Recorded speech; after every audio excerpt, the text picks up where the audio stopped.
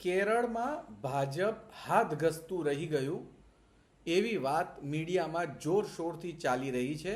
ત્યારે કેરળના રિઝલ્ટનું એનાલિસિસ કરતા સમયે ત્યાં ભાજપનો વધતો ગ્રાફ નજરે ચડી આવે છે. વાત એમ છે કે કેરળમાં ભાજપ ભલે આંગળીના વેઢે ગણાય એટલી સીટો જીત્યા હોય, પરંતુ ઓછામાં ઓછી 10 કોન્સ્ટિટ્યુઅન્સી એવી છે જ્યાં ભાજપને 30% જેટલા મત મળ્યા છે.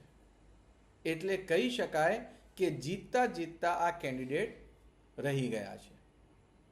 અને લગભગ 21 સીટો એવી છે કે જેના પર ભાજપને 20% મત મળ્યા છે. એટલે કે ભાજપ ઘણી જ રિસ્પેક્ટેબલ વોટ જે છે તે આ 21 સીટ પર પામ્યું છે.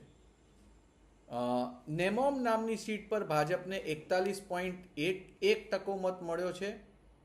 મંજેશ્વર નામની સીટ પર ભાજપને 36.4% અને પલક્કડ નામની સીટ પર ભાજપને 33.8% વોટ મળ્યા છે.